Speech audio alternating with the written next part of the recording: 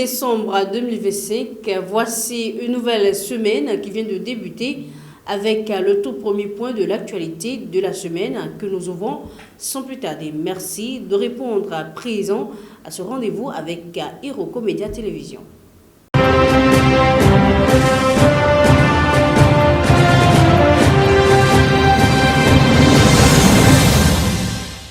On démarre avec l'actualité africaine. Les groupes djihadistes continuent de faire parler d'eux et d'entretenir la polémique autour de la persécution des chrétiens évoquée par le président américain Donald Trump. 12 personnes, dont un pasteur, ont été enlevées le 30 novembre dans une église du village d'Ejiba dans l'état de Kogi lors du culte dominical. Cette attaque, menée par des groupes armés connus localement sous le nom de bandits, s'inscrit dans une nouvelle vague de kidnapping qui frappe le pays depuis plusieurs semaines.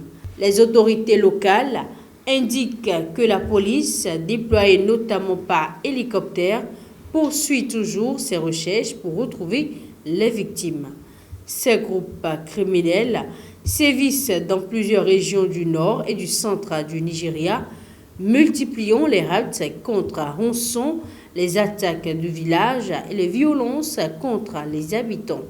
Face à cette escalade, le président Bola Tinubu a proclamé un état d'urgence sécuritaire national le 26 novembre dernier, appelant les lieux de culte à renforcer leur protection ou à suspendre les rassemblements dans les zones à risque.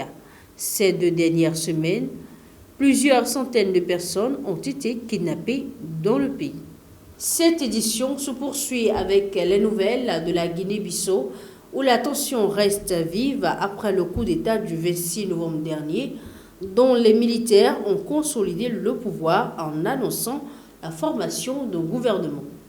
Une délégation de la CEDEAO est attendue pour engager un dialogue avec les putschistes, tandis que les médias privés demeurent réduits au silence. Face à cette situation, la Ligue guinéenne des droits humains appelle l'organisation ouest-africaine à faire preuve de fermeté. Son président Boubacar Touré s'inquiète du sort des opposants arrêtés, parmi lesquels Domingo Simões Pereira, plusieurs responsables politiques, 5 magistrats du ministère public et des membres des commissions électorales. Selon lui, ces détentions sans fondement juridique constituent une atteinte directe aux institutions. La SGDH exige leur libération immédiate et demande à la CEDEAO, à l'Union africaine et à l'Union européenne d'intervenir pour imposer la publication des résultats de l'élection présidentielle du 23 novembre, condition essentielle au retour de l'ordre constitutionnel. Et pendant ce temps, le Botswana, premier producteur mondial de diamants, traverse une crise sans précédent. Ses exportations ont chuté de près de 50% au 2e trimestre, conséquence directe de marché international en recul. Cette baisse est particulièrement alarmante pour le pays, dont un tiers du budget national et 115% des recettes en devises proviennent de l'industrie diamantifère. Botswana, le principal acteur du secteur, a vu ses revenus divisés par 2 l'an dernier.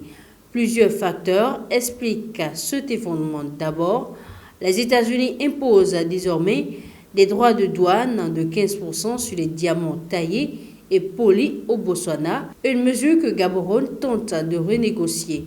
Ensuite, la demande mondiale ralentit, tandis que les diamants synthétiques, beaucoup moins coûteux, gagnent du terrain et représentent désormais environ 20% du marché. Face à cette crise, le gouvernement souhaite diversifier l'exploitation minière en se tournant vers des minerais stratégiques comme le cobalt, le cuivre ou le nickel. La Banque mondiale prévoit néanmoins une contraction de 3% de l'économie cette année. Des nouvelles d'ailleurs, en Guadeloupe, 255 nouvelles plaintes ont été déposées pour mise en danger de la vie d'autrui, aggravant une mobilisation juridique déjà forte contre la crise chronique de l'eau.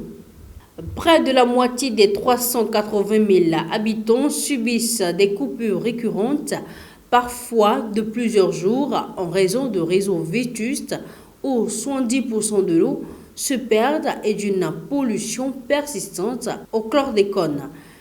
Le collectif L'eau, c'est la vie accompagne les habitants. Il dénonce à la fois les risques sanitaires liés à une eau souvent non potable et l'insécurité incendie. Il dénonce à la fois les risques sanitaires liés à une eau souvent non potable et l'insécurité incendie, les bornes dépendant de la même distribution. Plus de 500 plaintes supplémentaires sont déjà entre les mains de la justice.